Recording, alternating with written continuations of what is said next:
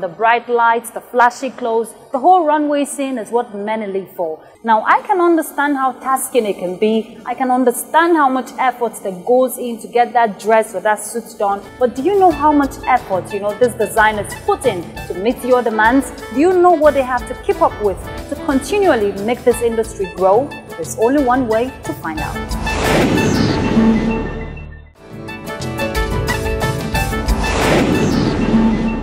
Good to have you back with us. It's still Today's Style, and it's the moment where we talk fashion business in Nigeria and the brains behind it. I have one already seated, my guest, Mr. Shehu Yakubu, Creative Director, Dimanche. Dimanche means Sunday, right, in French? Yes, it does actually. But I used to know you to be the Creative Director of Dimanche Fashion.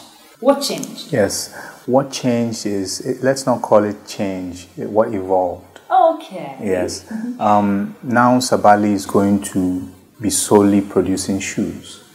Then Dimanche will handle the clothing aspect. So we are merging two brands, creating a new one, and it's just better, it's more efficient, and it works for our future plans. Now, what will be different from the Sabali we know? What unique touch are you going to give to Dimanche? So I've been doing fashion for about 5 years, which is still young. I'm still a baby. All the things, yes, of course, all the things I have learned, all the mistakes I have made, picked up along the road, I have sort of compiled them, and so everything is better now. The service is better, the location is better, the finish is better, the fabrics are better. So we're basically giving you a better experience than we did before. I know for a lot of designers out there, when it comes to satisfaction of clients, customers, is a task that not everybody really can get. Some customers can be impatient, you know Yes. what I mean. But how do you manage your customers? How do you give them that satisfaction they want? You're rebranding, so what difference are you going to put in? Well, there is one thing I always keep in mind. Naturally, I love to make people happy with my work. Yes, he's been making me happy. My work is my pride. So it's shameful for me if I give you something you're not happy with. So I always do my best. And I put myself in the client's shoes. When they say they need something on Saturday, they're going for a dinner or whatnot, I imagine myself to be that person. So I don't take it for granted. I'm on my tailors. I'm like, we need to get this done. I share the tasks appropriately. And if one thing you always have to know is, out of 20 people, 2 people will always be dissatisfied with you no matter what. If you kill yourself because of them, then no. So the majority of them focus on making them happy. You have to listen to customers. It's very important. When a customer tells you, I don't like this, I don't like that, you make suggestions but don't force it on them. And understanding the customer is very key. If a customer comes in, you speak with them, you see the type of person they are, the type of class they are, what they expect, you give them something in that line. But if you give them something off that line, they can't be happy. So I do my best to always give my customers the best. And those few people that are just too hard to satisfy, I always still go an extra mile because I want to satisfy the unsatisfiable. But some human beings cannot agree. And those ones who cannot agree, we can't kill ourselves because of them. And I know for sure you're a typical businessman. He studied business management, and you did a bit of journalism for like 2 years outside the shores of Nigeria. Yeah. How are you putting all of this into your business, talking about fashion? Fashion is image. Fashion is look. Understanding perception. What I wear, when you look at me, what you see me wearing, you perceive a certain personality. You imagine me to be a certain way. Your clothing can make you look modest. Your clothing can make you look crazy. And all these things register in the minds of people. So I join my experience with media in terms of how people perceive visuals, how people receive images and information, and translate them into what I give you to wear based on this is how you look when you come in. How do I want you to look? How can I improve your look? How can I make you feel like you're a star? Everyone has a certain image of what they want to be. So apart from the comfort I give you a look that sells your personality. And I know for a lot of creative designers, they start this whole imagination from the sketch. Now, for you, where do you draw your inspiration from? Those quiet times, what goes through your mind? I like to delve into that because I want to know how crazy you guys can be. Okay. Well, when people ask me what inspires me, I say everything. I can look at you now. I don't make clothes for women, but I can... I know, and that's not fair. It's reality. Okay. I can look at you now and see the beads you're wearing on your dress and imagine how can I translate this into a native wear.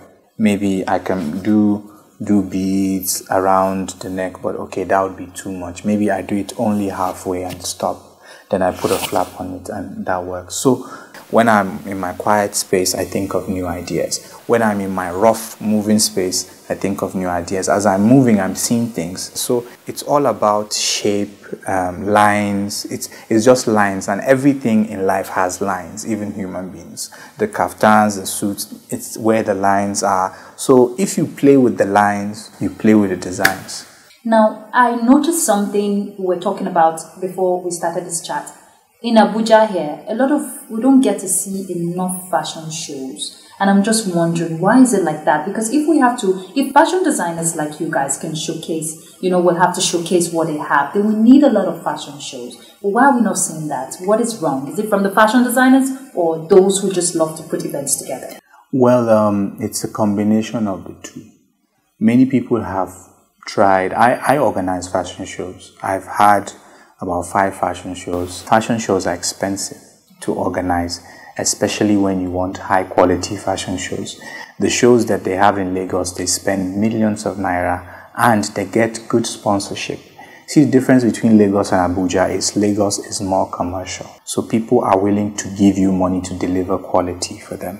In terms of sponsorship and partnerships, they are more lucrative in Lagos. If you have more to work with, then you create more. No much investment. Yes, so we are not having big companies say, okay, we're going to support you to make this happen. That's one of our major problems. We need that extra push to take us to the next level. If I had funding, I would do a free show. I wouldn't charge anybody to come. But you know what they say, there's no free lunch in Freetown, right? No, so, there isn't. Anyway, in the world, fashion shows is what bring out fashion designers. Look at the likes of Gucci, Chanel and all of that. They organize fashion shows back to back. Steady. Now, if you're looking at your designs now, in terms of meeting up with international standards, if we have to say hashtag made in Nigeria proudly and stand anywhere in the world, what are you doing differently as a fashion designer? For me, I'm going back to production.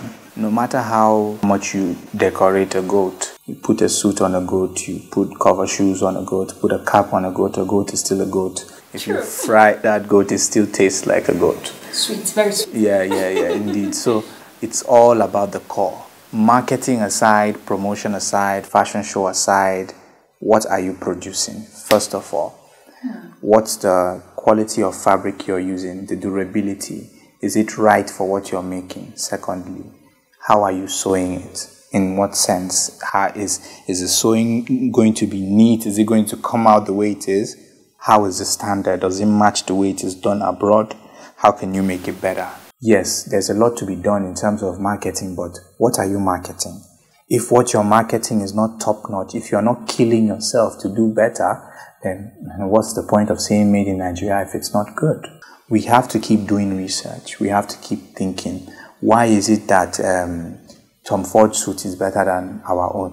Why is it that so and so is better than our own? We get a sample, we open it up, we check it. What are they doing differently? Exactly. Or we say, okay. Then we open it, we say, oh, this is why their shoulder pads are a lot better. Where do we find these shoulder pads? Okay, their threads are a lot thinner. We have to stop buying the Chinese threads. Let's buy from Germany. From what you just said, let's look at production in terms of producing. Now, you mentioned something about, okay, if it's a shoulder pad that is better than ours, where do we get it from? So if it's a thread, where do we get it from? If we get to that level in Nigeria whereby we produce some of the stuffs, we produce the raw material needed, are we going to grow faster? Definitely. You see, the problem with our business ecosystem in Nigeria is we don't have a business ecosystem. Everybody wants to be a fashion designer. Nobody wants to produce shoulder pad. Nobody wants to produce thread. Nobody wants to produce buttons. even if we are growing in terms of the quality of our sewing, that means we are growing in our need to import high quality things to maintain that. So we need people to say, okay, I have 150 million. Let me not build estates. Let me make an industry that will support fashion. Let me make an industry that will produce so and so that the fashion industry needs. And there's no doubt you're going to make a hell of money. But it's the fact that I've never done this before, nobody has done it, is a risk, or should we do it? If the private sector is not heading this, which they are not, then we need the government to come in and say, okay, you guys need some help.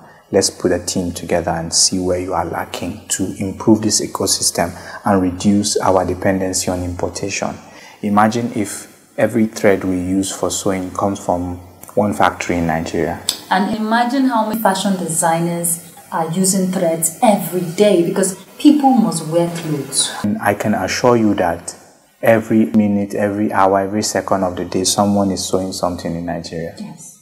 So it's a non-stop. I don't know how many millions of threads we've finished today. Even buttons, if you open a button factory and you're customizing buttons for fashion designers, when you man up and you get it right, you're good to go. Before I let you go, let's hear your vision. Dimanche is just a month old, I guess. Yes, Dimanche is... So what's the future for Dimanche? The reason why I transferred clothing to Dimanche is because, and why I call it Dimanche, because I wanted a very simple name that you can use and other African countries can easily recognize. You know, there are a lot of French-speaking countries around us. Dimanche just means Sunday. When you hear Sunday, you think comfort, you think rest, you think chill, you think freedom. I want and to go out. And you think that native attire. Yes. So I want to add to that, and I want to create standardized products for the rest of Africa and the world. Thank you so much, Shehu Yakubu, Creative Director, Dimanche Fashion. Thank you very much. And you know, you just give me, or you give that person watching a business idea. Abil. Start doing thread. We wish you the very best. Thank you. Keep flying our flag so high. We'll try. Made in Nigeria. Hashtag Made in Nigeria. Okay, that's how we roll. Okay, so let's take this break. Stay there. We'll be back.